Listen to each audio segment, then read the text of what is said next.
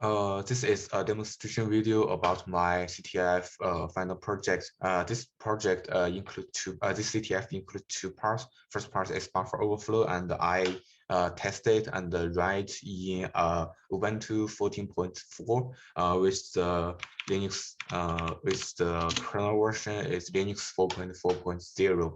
And before we start, there is really important things we have to check, which I mentioned in the README file, is randomized.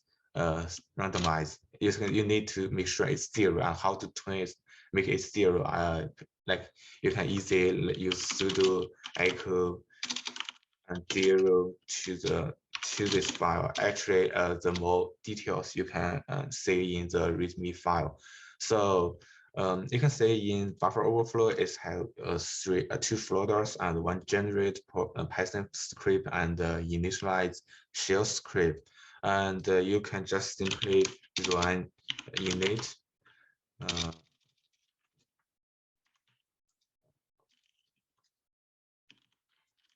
Init, and it will ask you to input your username. This is used to make a random state, and just ignore the warning because I use get in here. And normally it's asks you to input a pseudocode password to promote the executable file to a root group. But since I just recently input sudo password, it's not asked for me.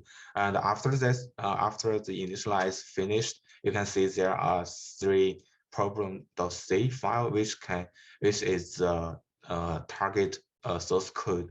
You can get some idea from there, like how to perform the buffer overflow attack. And the first one is we'll ask you to use buffer flow attack to rewrite the result variable and get the flag. I write in here, but I not suggest you to just copy it. And the last two, the problem 1 and 2, is used to use buffer overflow to get the root permission. So let's say my solution, like the executable target file is in here, and this is my solutions. And also, like the shellcode is I put as I mentioned, I get a lot of reference from this website, and this shellcode is proved from that website. And you can just include the head file to use this string.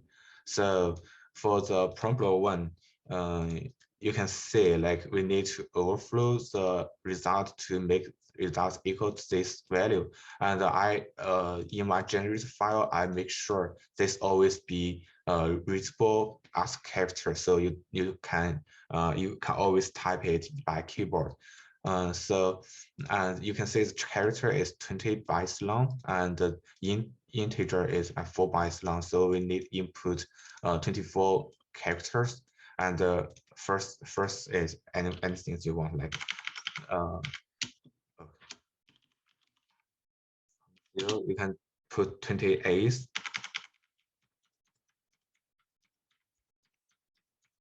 And due to the little ending, you need reverse the order of the integer value. So after that, you can say I guess the flag.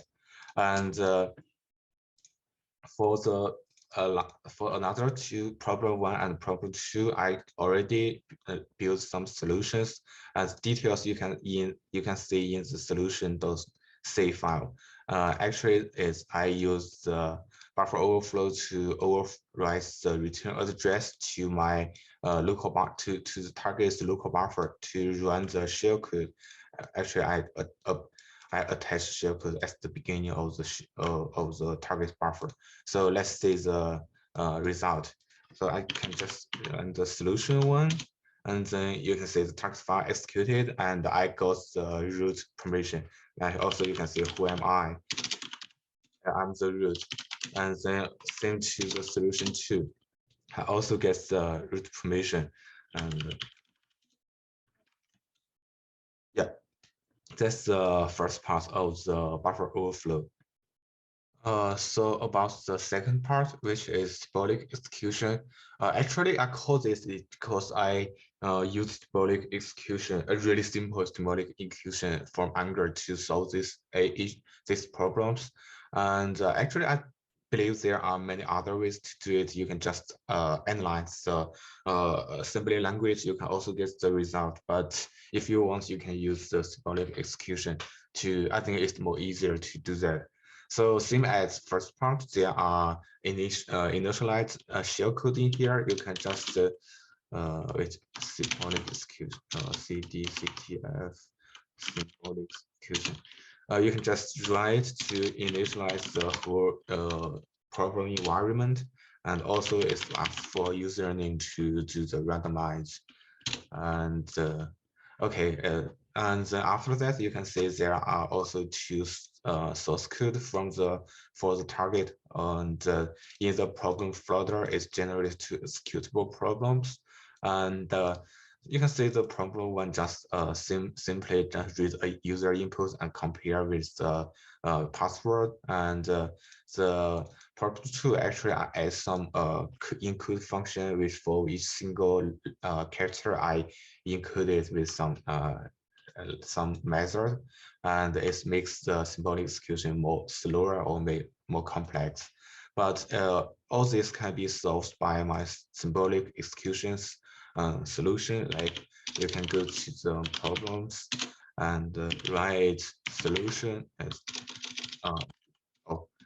before that, so I need to change to my Angular environment. And then I can do Python solution and problem one. Then it will automatically analyze the target file. Maybe it take a while. You can see it's working. And you can see there are two possible outputs from the target file. One is like is give you the flag, another is tell you try again. So I'm interested in the first one, which I'm interested in the flag. So I input 0, and it will tell me the password should be this. Actually, in here you already got the flag, but just for check, you can go to problem one and write is asked to password, which is P0RBMRT. Yeah, you can say I guess the flag, and seems to problem 2, I can just run the solution with problem 2 as the command, as the argument. Maybe this is a little slower because this include function, but it will work. I think it's not takes that much long. And you can see sometimes it's said like not in here. It's said like rather it's more than like 2056 possible solution. It's like treat as an constraint.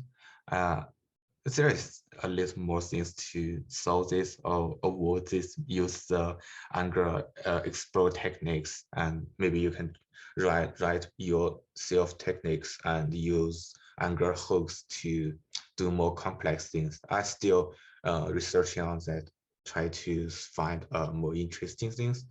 Anyway, it's far from this topic. So just wait a minute.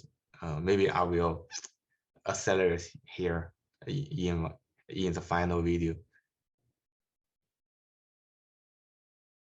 Okay, cool. I don't need accelerated later, I think. So you can see there are also two possible output from the target, and I'm also interested in the first one. So I just put 0, and it will tell me the input should be this.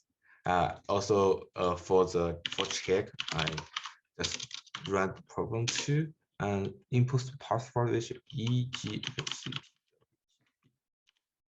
And you can see I also get the flag. Okay, cool.